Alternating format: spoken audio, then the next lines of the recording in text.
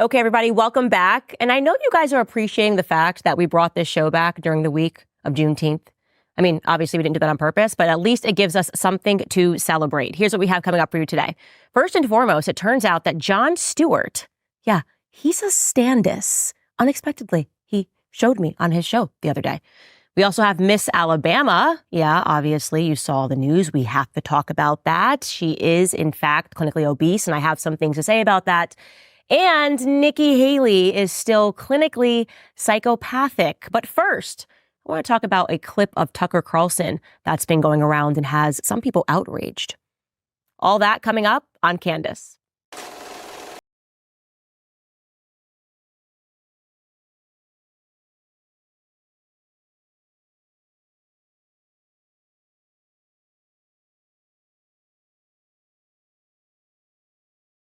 Topics that we kind of have to cover in the retrospect. And I know one thing that you guys have been hitting me up about is the fact that I converted to the Catholic faith. Candace, why? Candace, yay. Candace, nay. I'm not going to get into all of that right now because there is so much that I want to say, and I am still very much on a journey and I am still learning.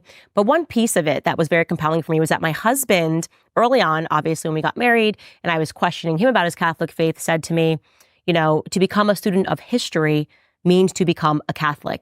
I didn't know what he meant by that. I thought it sounded ridiculous. I thought it sounded very highbrow and English, so to speak. And that's why I married him, because he's very highbrow and English. But I didn't really start to understand what he meant. And by the way, my husband was also a convert. He grew up in the Anglican church. I didn't understand what he meant until I started studying real American history, is what I should say. What we learned in school is just so basic. It is so untrue.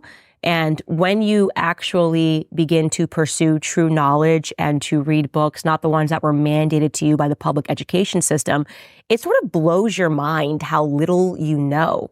America in particular, we really are a unique nation for many reasons. And now it is my belief that we are an extreme psychological experiment that has been going on for a very long time. Think of America as mass formation psychosis. Now, obviously, you know that term from COVID.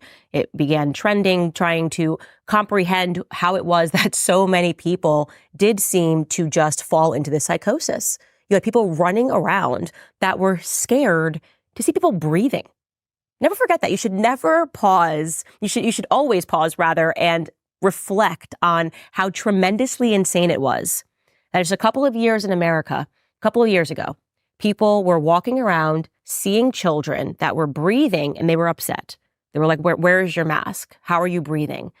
We had the pads on the floor. Remember when we went to the grocery store, every 6 feet, and people were stepping on the pads, and God forbid you forgot the rice, which was 6 feet ago. And you go, oh, can I turn around? And the person behind you is like, no, don't you dare.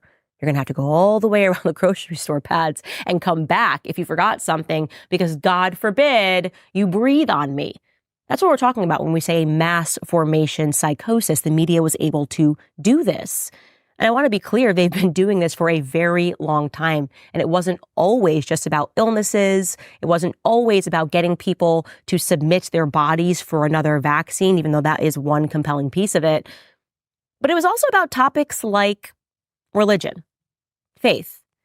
Recently, Tucker Carlson joined Joe Rogan for an amazing sit down. If you haven't seen it, you definitely should. One of the reasons I love Tucker is because he's a bit like me in that when you listen to his show, it is like he's just talking to his friends. He has questions. He's asking questions. He's willing to, I guess, fall away from the mainstream narrative, and the mainstream media members hate him for that. They hate him for suggesting that they are lying to us all the time, because they are. But he said something really compelling when he was speaking to Joe Rogan, and I want to show you what he said, and I want you to really think hard on it. Take a listen. I'll be specific. August 1945, when we dropped the atom bombs on Hiroshima and Nagasaki, and all of a sudden the West is just officially secular. We're God. There is no God but us. And that's the world that we have grown up in, but that's an anomaly. Like, no one else has ever thought that. There's never been a society that thought that. Every other society has assumed, and they've had all kinds of different explanations, and the details differ, but the core idea does not differ, never has differed from caves until now, that we're being acted on by spiritual forces at all times. We are being acted on by spiritual forces at all times. And he is correct. Following the dropping of the atomic bomb, suddenly the West completely changed and we became unique. We became an anomaly in the belief that, no, we're the gods now. No. Science is where it's at. Spiritualism, no way. Faith, no way. Well, let me ask you a question. What if the people that gave us that idea very much understood that it was a lie? If it was a psychological effort to make you believe that this was it, that there was no higher power, that there was no such thing as a spirit, well, then it would allow them to impact your spirit repeatedly. I believe very much, I know very much, that your eyes and your ears are the window to your soul. You have a soul. And if you are listening to dark music, if you are watching things like pornography or watching violent films, it is impacting your spirit. And the people that introduced those things definitely are aware of that.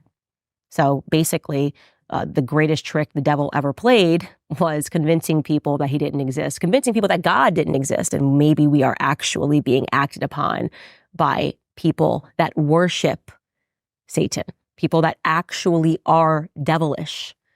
You know, when I think about what I was hitting upon on my old show that caused this mass media panic, that caused them to try to really effectively cancel Candace, I realized that I was talking a lot about, well, psychology and government. I was talking about Sigmund Freud, the father of modern psychology, who was in fact a pervert who protected child rapists. I was discussing, as we hit upon yesterday, Magnus Hirschfeld, the creator of transsexual ideology, which, was left off the table and I was lied upon. No, she was talking about Adolf Hitler. No, I'm talking about psychologists. I was also talking about the Diddy lawsuit. It was a very fascinating lawsuit because he was talking about the person who sued him, Hollywood, and how it operates. And it very heavily implied that the government is controlling Hollywood, that there's some sort of a gang that is controlling Hollywood. And they freaked out about that. Absolutely. You can't even talk about that. Why is that? And then it sort of reminded me in these conversations that I was having offline with Ye when all that stuff was going down, he was saying things to me that I just could not compute. He was talking to me about everybody having a handler in Hollywood, He was calling people the ops, this person is in with the government. And he notoriously said that Diddy was a Fed. He said that publicly. Diddy's a Fed. Diddy's a Fed. And everyone was like, Kanye's crazy. And now we're looking at this lawsuit and we're going, okay, wait a second. Clearly, Diddy was being protected by the government. Clearly, Diddy had a person he could call who would just clean up a mess if he shot someone, which the person in the lawsuit is alleging that he did, and that he was able to get it cleaned up and was able to get the media to lie about what actually took place at his studio. Again, those are allegations, but they are of some interest. And they're of more interest to me than ever before. Now, you may have recently seen me promoting this book, Chaos. To show it to you here. Just so you guys know, this was just sent to me on my birthday this year by my friends, and I had no idea what I was getting into. Honestly, you guys, my brain is melted. I don't know what is what in American society, but I do know that the people in our government are in fact evil. It is called Chaos, and the subheading is Charles Manson, the CIA, and the Secret History of the 60s. It was written by Tom O'Neill, and I'm going to very briefly tell you how the story sets up because it's impressive. You get this guy, he's about to turn 40 years old, and his editor comes at him. He's a writer for Premiere magazine in Los Angeles or in Hollywood, and he says, hey, it's going to be the 30-year anniversary of the Manson murders, which forever changed Hollywood. Notoriously, it was believed that it ended the hippies era. The murders were so brutal and so disgusting and so jarring and so shocking that all of those hippie communes that were all over and everyone wanted to drop out of college and become a hippie automatically ended. People were suddenly buying locks and saying, okay, no, actually, we can't live freely. It's not about love and rock and roll. We need to protect our families. Nobody was experimenting with LSD anymore. And so he gets this assignment from his editor, and Tom O'Neill is like, come on, it's been 30 years. What am I going to tap into here that hasn't already been said? And he starts making some calls, and he's kind of struck by the fact that people seem almost scared to talk to him. I'm going to tell you that you will not be able to put this book down. Chaos is exactly what it is. He ends up realizing that everything the public learned about those murders was a lie. He ends up discovering that the CIA was involved. He ends up discovering that the CIA knew Charles Manson. He ends up discovering that Charles Manson himself was a Fed. Charles Manson was experimenting on behalf of the government with LSD, intentionally drugging people, that our government was obsessed with how to create how to control a mind, rather, how to create a mass psychosis. And they were conducting all sorts of illicit experiments on the American people, drugging people that worked at the CIA. This also brings us to MK Ultra. We have discussed this before. You know, the idea that the government is involved in drugging people in an effort to control them. They say MK Ultra ended. He talks all about MK Ultra. Well, do you think it's ended? Me? No, I don't. Not after the things that Ye told me. Not after reading the text messages that were sent to him from who he says was his quote unquote handler. You know, threatening to drug him and send him back to La La Land, telling him he'll never see his kids again. What happened to Britney Spears? You know, I think as a nation, we have to be able to confront the fact that there is truly evil, that demons are real. There is no way we can arm ourselves against this sort of an evil if we're not even able to acknowledge it, because it is scary. I'm telling you, when I was reading this book, I don't think I've read a book that quickly since the last Harry Potter came out. But I was chilled by not realizing how much evil our government has committed in the past. But then I felt certain of the fact that this spiritual draw that I was feeling, which I would say really, really wanting to lean into my faith, that journey kind of began for me for the last year and a half. I knew that this was the way, this is the only way. We cannot fight demons unless we are willing to acknowledge that they are demons. So I beg of you, get your hands on this book, read it, confront it, and do not read it and walk away from it saddened or feeling like, oh my gosh, what are we going to do? What if our government really is this evil?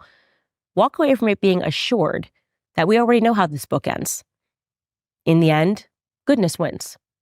That's the truth. In the end, God wins. And that's all I'm going to say about that topic. But let me tell you, we cannot talk about God. We cannot talk about spiritualism. We cannot talk about faith without talking about Hallow. Yes. And I'm so excited to read ads for them, especially, and to promote Hallow as an app as a Catholic.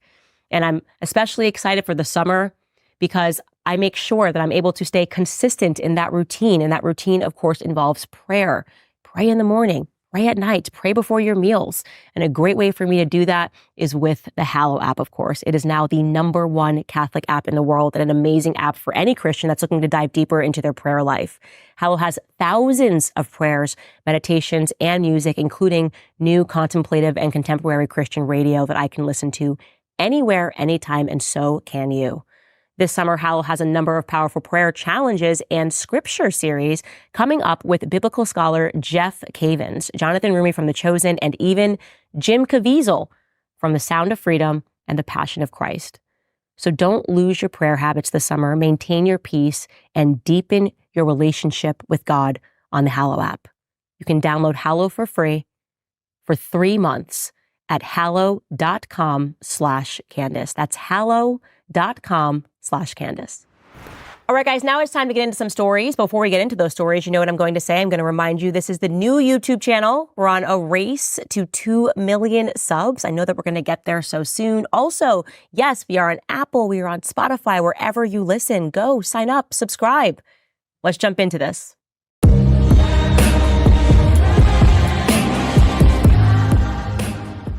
All right, so first up, I woke up this morning to an email from Newsweek. They said, Candace, do you have a comment on what Jon Stewart said about you in his monologue last night? I said, Jon Stewart? Jon Stewart is watching my show, or my old show rather? What is he saying about me? She said it was related to Pride Month, and I went over and I had to listen to what he said, and here it is.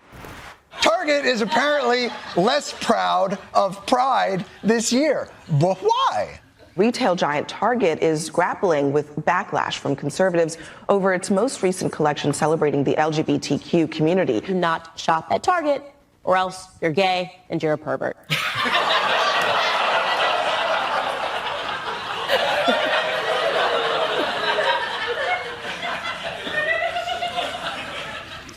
Even if I'm just getting paper towels? Is that...